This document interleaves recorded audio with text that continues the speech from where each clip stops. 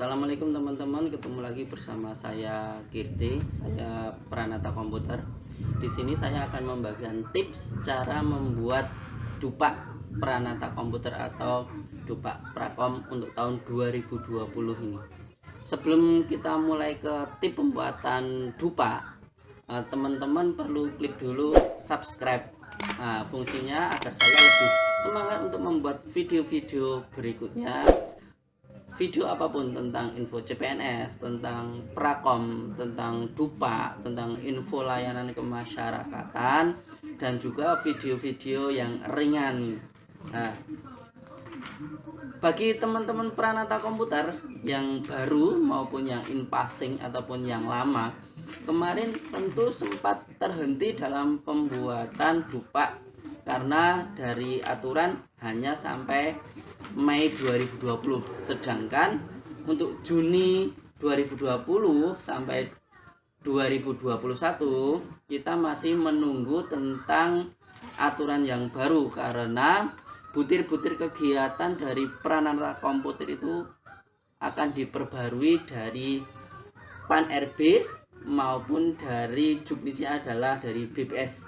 Perlu diketahui teman-teman bahwa Pranata Komputer ini pengampunya instansinya adalah BPS. Jadi kita menunggu peraturan dari BPS. Meskipun dari Menteri PAN RB itu sudah diundangkan atau sudah diterbitkan, tetapi kalau kita belum mendapatkan peraturan BPS, tentu kita belum bisa membuat tentang dupa yang terbaru. Baik teman-teman, kita untuk menuju tips dalam pembuatan dupa ya teman-teman. Ini saya sudah buat dupa ya teman-teman, dupa tentang Pranata Komputer ya. Ini saya sampai Desember tahun 2021. Ini tebalnya 390, hampir 400 lembar. Dan ini sudah saya kirim ke tim penilai. Tetapi teman-teman jangan lihat tebalnya, tetapi lihat dari keasikan teman-teman dalam pembuatan dupa. Prosesnya jenengan ikuti, nanti akan asik. Ini kita kasih warna karena dari aturan kemarin memang harus dipisahkan antara tahun 2020 dengan tahun 2021. Tip yang pertama ya teman-teman, untuk dupa saya ini setebalnya sekitar 400-an. Tetapi teman-teman jangan melihat tebalnya atau susahnya, tetapi lihat keasikan dalam pembuatan dupa. Karena apabila teman-teman tidak membuat dupa, pasti teman-teman tidak akan naik pangkat, ya kan? Karena naik pangkat salah satunya harus sudah membuat dupa. Ini sudah sesuai dengan permen PAN RB yang baru dan juga peraturan dari kepala BPS. Tip yang pertama ya teman-teman, apabila teman-teman ingin membuat dupa dengan versi yang terbaru ini, teman-teman yang pertama itu harus mau nggak mau harus membaca dulu aturannya. Jangan sampai seperti membeli kucing dalam karung, hanya membuat tapi tidak tahu aturannya dulu. Yang pertama, teman-teman harus membaca tentang permen PAN RB yang terbaru. Nih, saya sudah mendownload tentang permen PAN RB. Ini yang terbaru ya teman-teman. Ini nomor 32 tahun 2020 tentang jabatan fungsional Pranata Komputer. Di sini teman-teman akan menentukan tentang butir-butir kegiatan yang baru, baik itu Pranata Komputer terampil maupun Pranata Komputer ahli, dan juga tentang pengembangan profesi dan juga penunjang yang lainnya.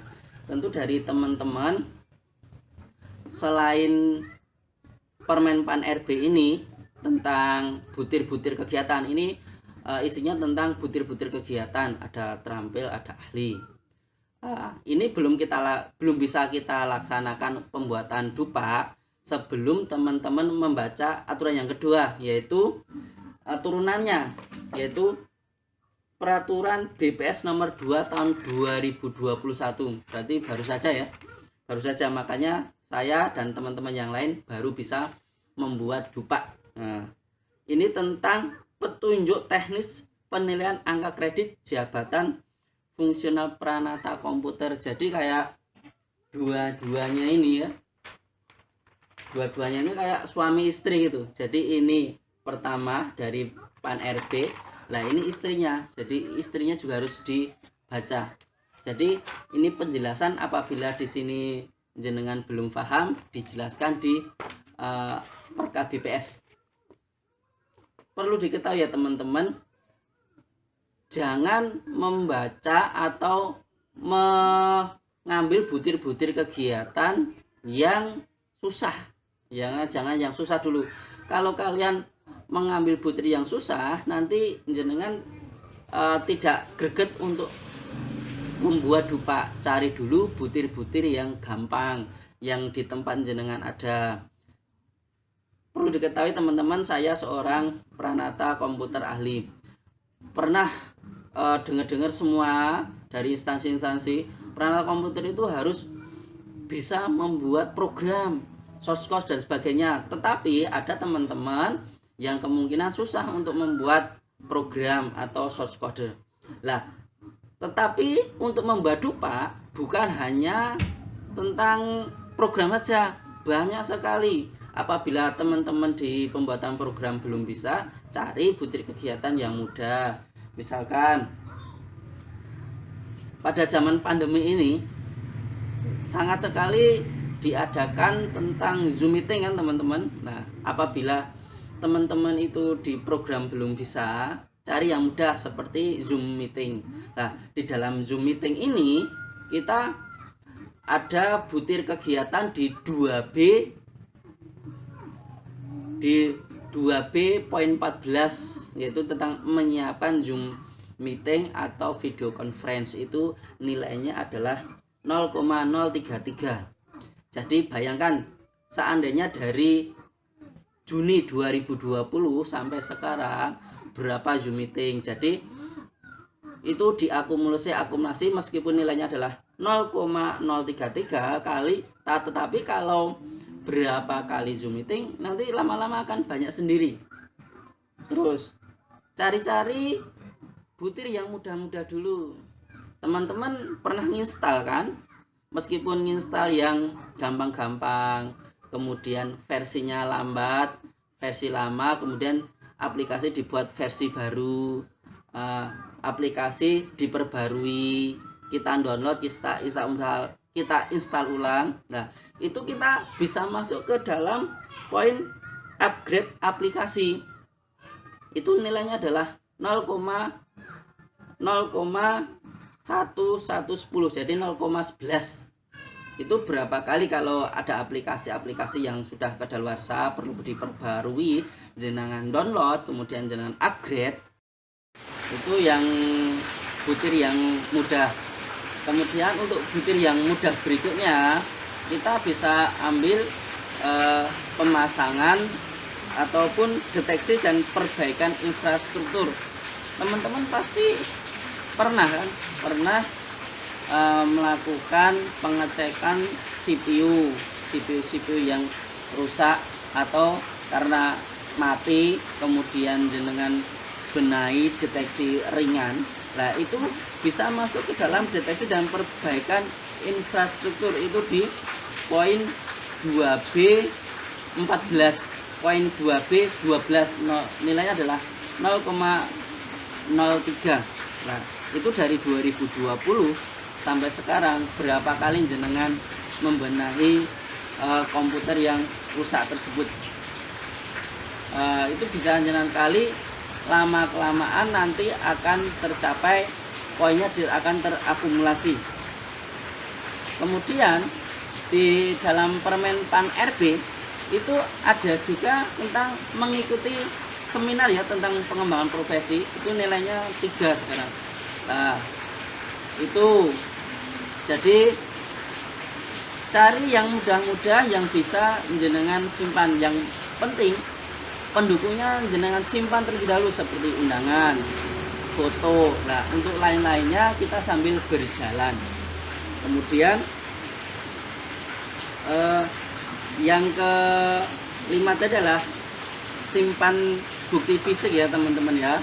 Kemudian yang keenam, cari referensi ya, cari info bagi teman yang sudah membuat dupa. Nah, cari informasi referensi bagi teman-teman yang sudah membuat dupa, minta petunjuk, minta cara apa saja yang bisa dinilaikan. Selain itu kemudian langkah-langkahnya seperti apa. Tentu bukan minta bukti fisiknya ataupun minta soft copy terus jangan ganti nama, bukan, tetapi minta saran dan juga apa-apa yang bisa kalian ambil atau yang kalian pelajari dari teman-teman yang sudah melakukan membuat dupa tersebut. Begitu tip dari saya, semoga bermanfaat. Nanti lain waktu kita akan sambung lagi untuk tip-tip yang lainnya. Terima kasih sudah menyaksikan. Wassalamualaikum warahmatullahi wabarakatuh.